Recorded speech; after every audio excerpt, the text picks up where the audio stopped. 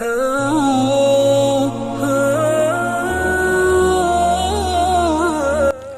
تمہاری شادی ہونے والی ہے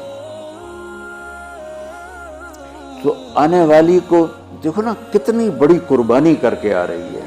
گھر، ماں باپ، بہن بھائی، سہیلیاں، ماحول، ہر چیز چھوڑ کے وہ آ رہی ہے. تم آتے ہی اس کو کڑاہی میں ڈال دو تو اس کا کیا حال ہوگا. اور جتنی کوئی مشین قیمتی ہوتی ہے اس کی ڈائی اس سے بھی قیمتی ہوتی ہے. ڈائی سانچہ انگریزی میں ڈائی کہتے ہیں، اردو میں سانچہ. مرسڈیز کا جو سانچہ ہے جس میں مرسڈیز ڈھلتی ہے وہ مرسڈیز سے زیادہ مہنگا ہوتا ہے. اس پہ کوئی ذرا بھی خراش آ جائے نا اس کو تبدیل کر دیتے ہیں، نیا لگاتے ہیں. یہ جو 2-3 سال ایک ہی ماڈل چلتا ہے، کہ نیا ماڈل لانے کے لیے کروڑوں ڈالر پھر خرچ کرنے پڑتے ہیں کہ نئی ڈائی بنانی ہوتی ہے، نیا سانچہ بنانا ہوتا ہے. اس لیے 3 سال ایک ہی ماڈل چلتا ہے.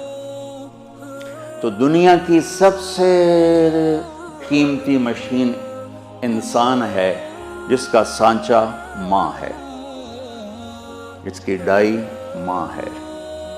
مرسڈیز کے سانچے پر خراش پڑے تو بدل دیتے ہیں، اور ماں بن گئی ہے بچی اور اس کے پیٹ میں بچہ ہے. سسر اس کو ڈانٹ رہا ہے، ساس اس کو ڈانٹ رہی ہے، نندیں اس کو ڈانٹ رہی ہیں، دیور اس کو ڈانٹ رہے ہیں، خامد اس کو ڈانٹ رہا ہے. تو ڈائی اندر میں تو پرزے ہو گئی نا. آج کل بچے پیدائشی ڈپریشن کا شکار ہیں کہ ماؤں پر وہ تشدد ہوتا ہے ماحول. کہیں اس کا الٹ بھی ہو جاتا ہے لیکن وہ بہت کم ہے کہ آنے والی بڑی زوردار ہوتی ہے، سارے نے بلا لیں گی، لیکن یہ بہت کم ہے. زیادہ یہی ہے کہ آنے والی ایک عذاب میں پھنس جاتی. تو اس لیے میں نے کہا بیٹا ہمارا دین ہمیں کہتا ہے کہ لڑکا بھی گھر چھوڑے، لڑکی بھی گھر چھوڑے اور اپنا الگ گھر بسائیں تاکہ 2 کے مسائل ہوں. اب جو بیچاری جاتی ہے وہ سارے گھر کی خدمت اس کے ذمہ ہو جاتی، ماں کی بھی کرے، ساس کی بھی کرے، سسر کی بھی کرے، اور خامند کی بھی کرے، خامند کی بہنوں کی بھی کرے، گھر کے برتن بھی صاف کرے، جھاڑو بھی دے، سارے کام اس کے ذمہ ہوتے. میں تمہیں پہلے بھی کئی دفعہ سنا چکا ہوں کہ اللہ تعالیٰ نے یہ ماحول کیسے آنکھوں پہ پٹی باندھ دیتا ہے. ٹھیک ہے، میری شادی ہوئی فیصل آباد، میرا گاؤں.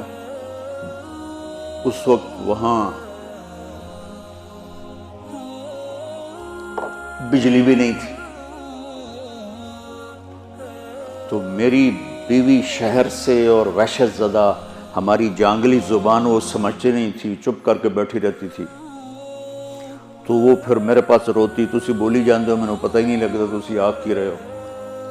ایسی کیفیت.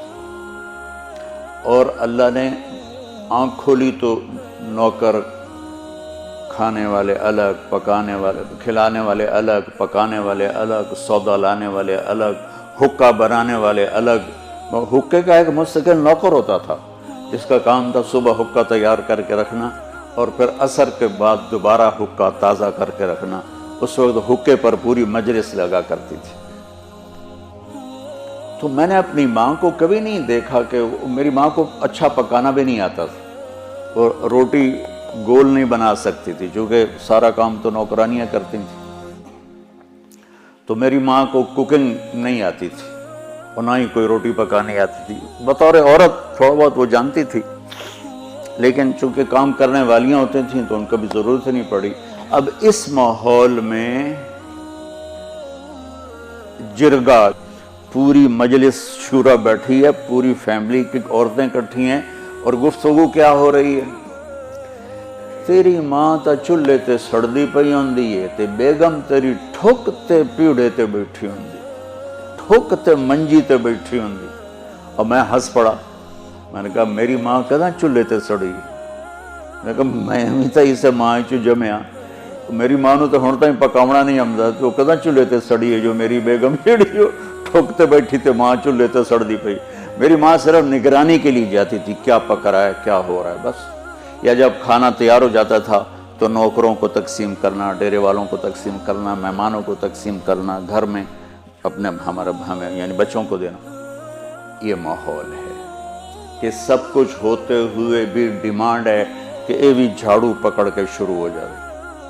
تو دیکھو بیٹا، ایک منفی مزاج ہوتا ہے، جو ممبر پہ بیٹھے تو منفی ہوگا، جو گھر میں جائے گا تو ہوگا، جس جگہ جائے گا وہ الٹا ہی ہوگا. تو میں تمہیں اس سے نکالنا چاہتا ہوں کسی طرح.